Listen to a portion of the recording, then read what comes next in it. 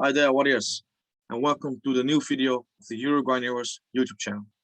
Today, we will look back at Uruguay's 2-0 win over Bolivia, which was the first of our Copa America campaign. It was an important one because now we are into the knockout stages of the Copa. Of course, 4 teams advanced, so we should have been in there. If not, I think would have been a real bad place. But we are there, and now we have a platform to go from, to improve from, and grow into the tournament. So the score 2-0 could have probably been 4-5. And one of the reasons that it not has been 4 or 5 goals scored um, will be on show when you look at this clip. It really sums up the performance and the lack of, I would say, confidence and lack of sharpness of Cavani and Suarez. So long balls played from Jimenez. Cavani tries to get off the end of it, miscontrols it, drops to Suarez, wants to pull it back to Cavani. Cavani can't get it out of his feet. Yeah, you can say unlucky, but for me, there are like 2-3 things that you see here that speaks or that shows that the both are not 100% in their best form. Because Cavani miscontrols there, which can happen obviously. Drops to boom. Normally he shoots this in the bottom left corner, bottom right corner. If he's on form, he should have done it because the angle was quite open. Or sure, the keeper is there, but Suarez in form fires that at the goal. But he puts it back to Cavani, which you could say is a good choice or not. It's up to yourself. But it's 2 yards away from him, and there's a defender and goalkeeper covering a lot of the goal. And Cavani, who gets it then, can't get it out of his feet and gets parried away by the goalkeeper. Well, Suarez Cavani in form would have surely scored here, whatever way, but he would have scored. The goal then, after 40 minutes, Uruguay already creating a lot of chances. Finally getting the goal. Valverde with a good ball, that's good, with a good cross, and then it's the own goal by Quinteros. Unlucky for them, lucky for us.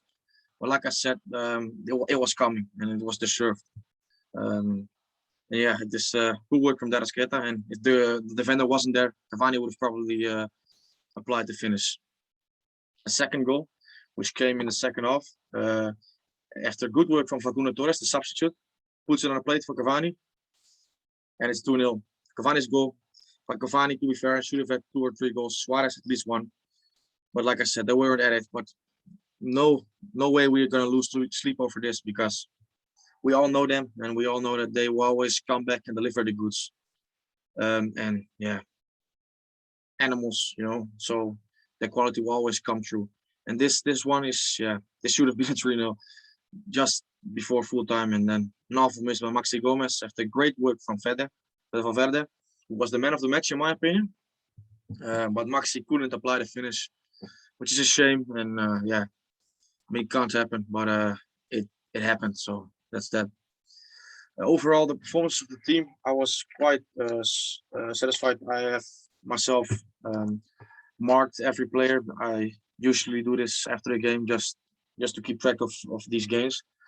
And my ratings, for what it's worth, will be Muslera with a 6, Nandes with a 7, Jimenez with a 6, Godin with a 6, Viña 7, Valverde 7.5, Vecino 6.5, De La Cruz 6.5, Yarascaeta 6.5, Suarez 5, Cavani 6, substitutes Torres and Bentancur both 6.5, and Gonzalez and Gomez, they played, I think, not more than 10 minutes, so I haven't marked him.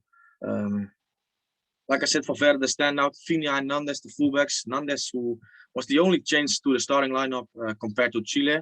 We played the same team, pretty much the same shape as in the first half against Chile, and repeated it now. And Nandes came in for Giovanni Gonzalez.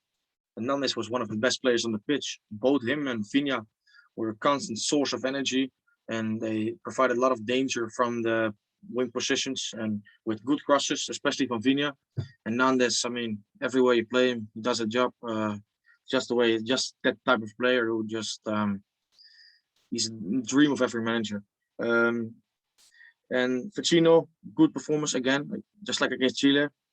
I wouldn't say he's proving his doubters wrong because still I think Arambari should have been on the plane to Brazil instead of him because Vecino has hardly played, was injured the whole season. Obviously, that is not his mistake or his fault, but when you want to play for Uruguay, I think the least you can expect is that this player plays regularly and does well. And Arambari played all season for Getafe, did really well, was one of the few good and consistent players in a team that was really not having a great season. And I think he should have been here. But hey, Facchino has gained the trust over the years from Tavares, and he is now a starter for Uruguay, and he has repaid the trust in the last 2 games for sure. De La Cruz and Arasqueta, both creative brains, two players who I love, to be fair, um, and Darasqueta, I think, plays really well. Good passes into the strikers, creative or smart movements, just impact to get in pockets of space. And this is it when he plays in a more free position, a more free role, and without all these defensive duties, then he's at his best. And De La Cruz played a little bit more into the midfield, also did well for me. Cavani, we already went through. Um, Not a good performance for them, and they will improve on this, I'm sure. So yes, this brings us to the standings uh, in our Group A, fourth at the moment, but with every chance of finishing second. And our final game is against Paraguay. Paraguay beat Chile last night, which is really a good result for us, because now we have everything in our own hands. We can decide our own fate. And by beating Paraguay, or if we beat Paraguay, Uruguay are into the next round, the knockout phase, as a second place team. And this is important, in my opinion, because Brazil is the best team in South America at the moment, and I would like to avoid them for as long as possible.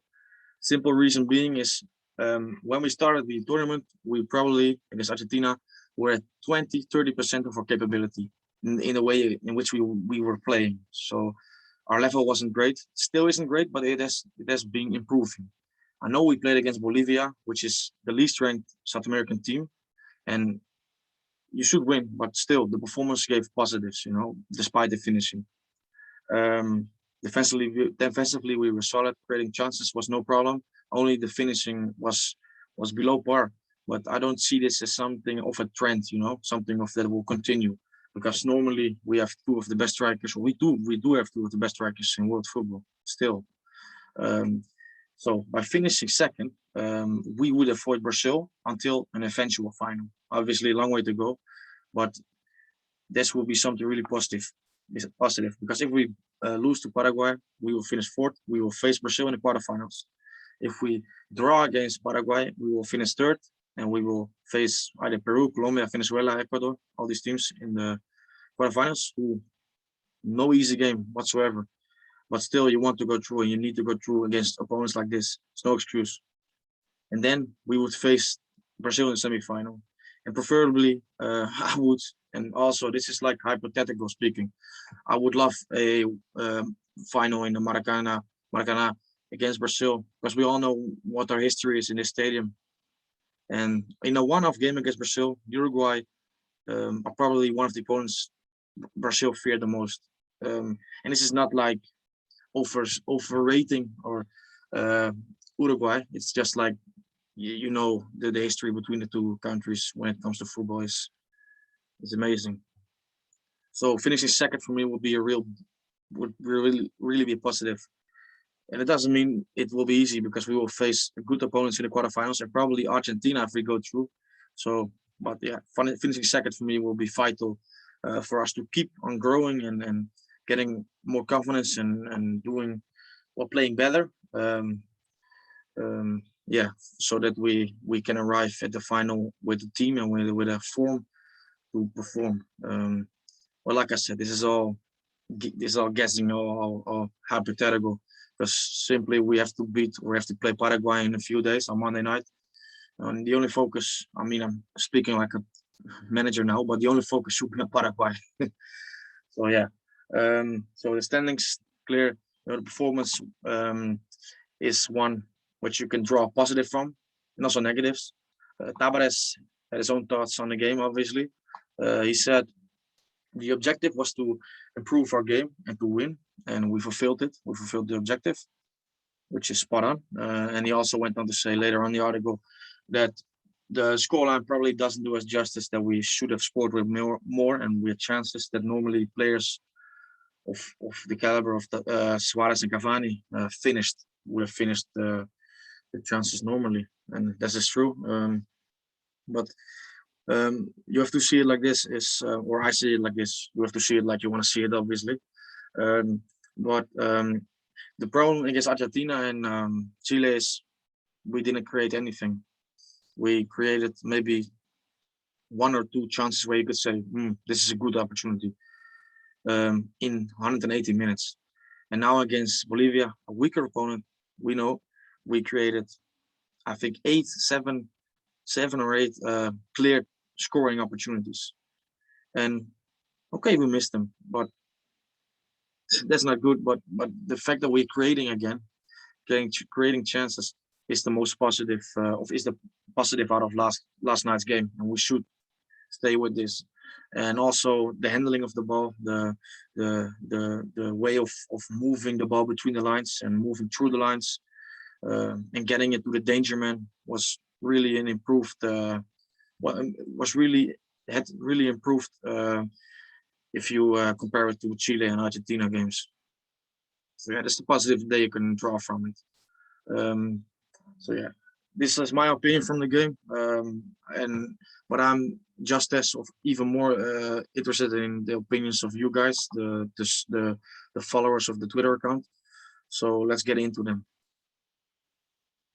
Ken Johnson who is a loyal follower, followed the account for a long time, and really nice guy.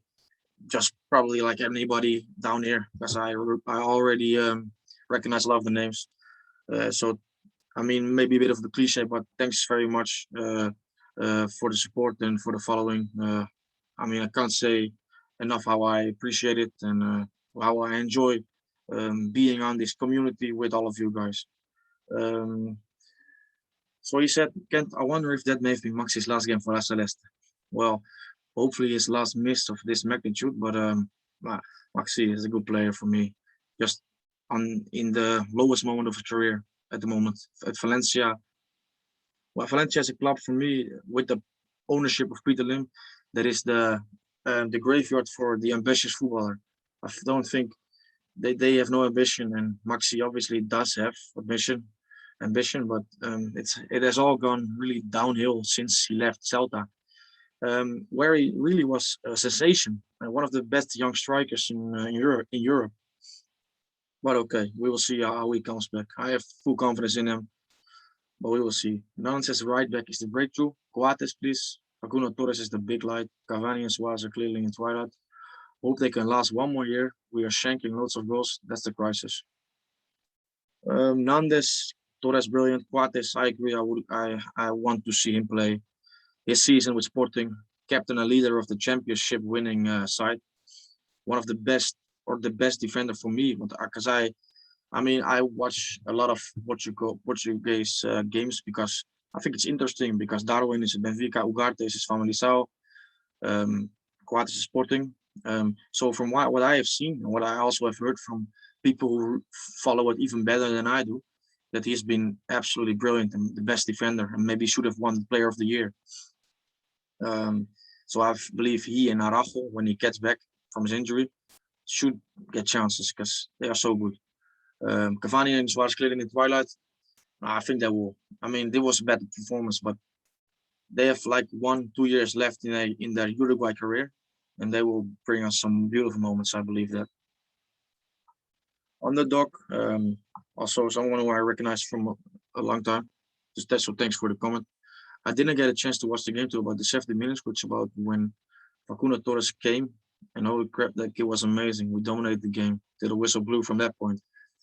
We're extremely disappointed by all the shots missed. It should have been 5-0. Yeah, for sure. Torres brilliant. Finishing from in front of goal, atrocious. Like Pizza B saying here, atrocious finishing. Yeah.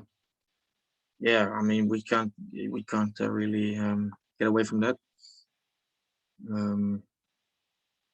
He said as well, not getting too excited. Nonetheless, we are building week to week, which I agree. Game by game, we are now improving a little bit. And so we will see against Paraguay if we can keep improving. Will be interesting. The Arrascaeta had a great day. He's a stabilizer. Well, I recognize Maximilian as one of, I would say, my fellow Arrascaeta fans. I mean, I really love him. I think he's somebody who can give something extra to this Uruguay team. Couldn't believe Maxi's miss as well. No, neither could I. Look, the Lion. Cavani was horrid despite the goal, missed everything. Torres and Hernandez shown door the form and an awful miss. Torres had an awful miss, but I think the positives weigh way more than the negatives when you look at his performance. Suarez made some bad decision, but was great otherwise. No. Yeah, I think Cavani and Suarez had a pretty similar performance in terms of their effectiveness in front of goal, which was far from what you would expect and what you would want from these two. But like I probably said before, they will improve. I have full confidence. Good result, but we should have won 5-0. Torres of Verde and Vinha MVPs for me. Yeah, certainly three of the standout players. Uninspiring, but job done. Yeah, I mean, I think it was more inspiring than everything we saw in the last two games, but for sure we can do better. By the way, Alessandro Vinha was the person who was behind basically the podcast that we did a few months ago, maybe more. He was the one who produced all of it, and formerly of La Celeste blog, which was a brilliant website about Uruguay national team. So we will probably get back into recording these podcasts, not now, but in the near future, whatever, you never know. Miguel La Rosa, pretty similar to what people saying that all the missed chances and still not on the sharpness is not there also in some sequences of play, passes and yeah. No, I would agree. Absolutely, I would agree.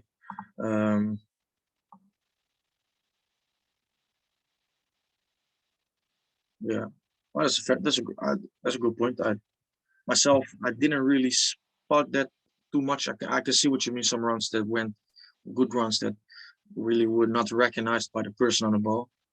Yeah, I mean, I think we're getting there. We are getting there. Agus says we missed a lot of concrete opportunities, but it's the best of them so far in the competition. Yeah, that sums it up well because it's true. We missed a lot of games or a lot of chances, but you have to say that this was our best performance yet in this competition. Pedro Reyes, lethargic at times for sure. Rico Wallaby, much better second half. Hakuna was incredible. Cavani never disappoints. He's everywhere helping out. Valverde also was good. Nandes played well. Don't understand why he was substituted, and the amount of chances missed was incredible. Now for Chile to lose. And they did lose, fortunately.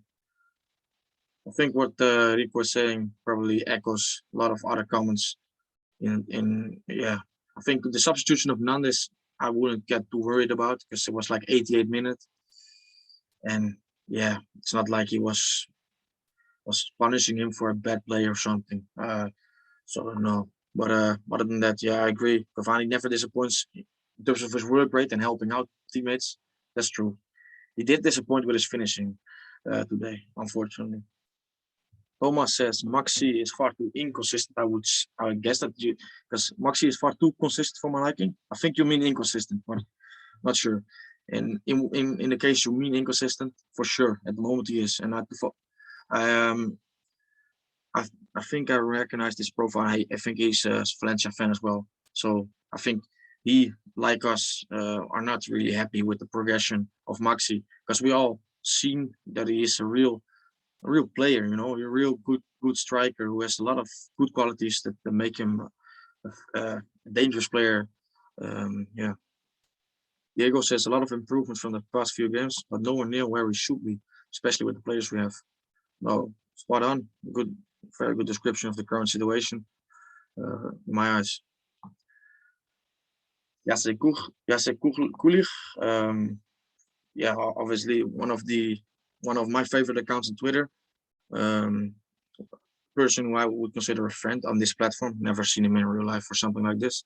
But somebody who is really nice and helpful when it comes to when it comes to things on Twitter and stuff, and some stats on that. Yeah, I think the eyes are the best way to measure a performance for me, but stats always are nice, and it can back up an argument or an opinion, but it should never be the sole reason for an opinion. You know what I mean? So it should never be based on this stat. This player is better than that. But I know he is not intending this.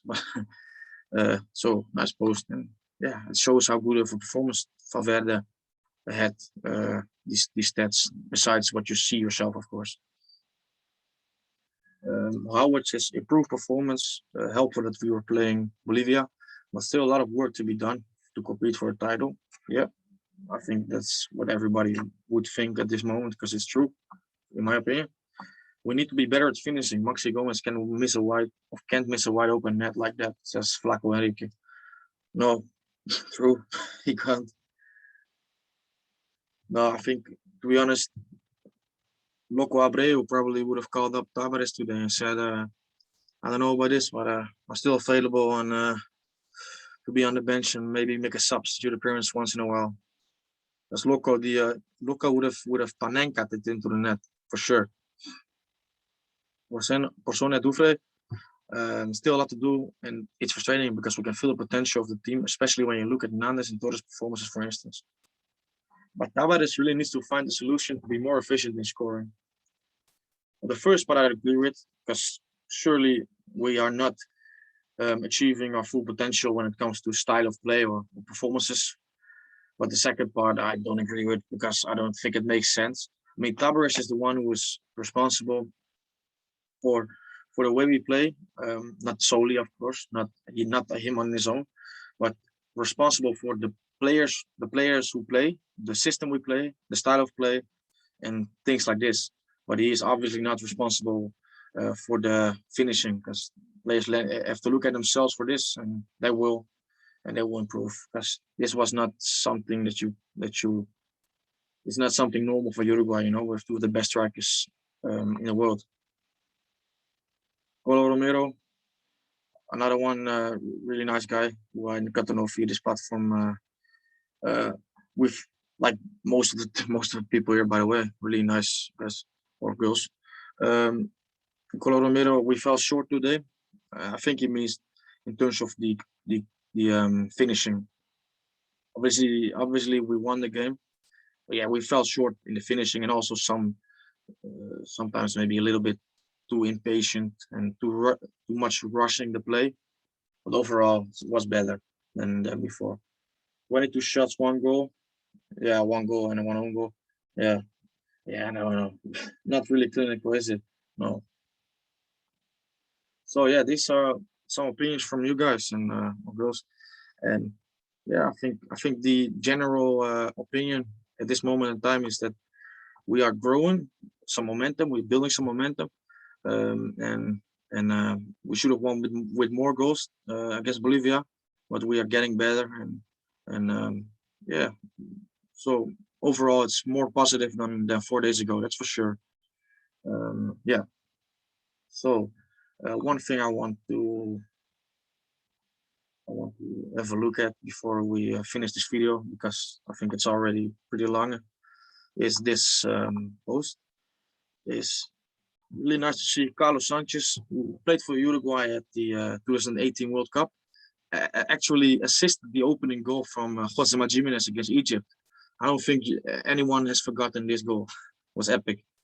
But he has been back in action for Santos last night, Thursday night, after being sidelined for 265 days due to injury. And I think it's brilliant to see. He's 36 years of age, and he's still really, really fit. Before he got injured, obviously, he is the brother, as probably most of you know, of Nicolas de la Cruz. I think he's one of the most underrated Uruguayan players of these last 10 years.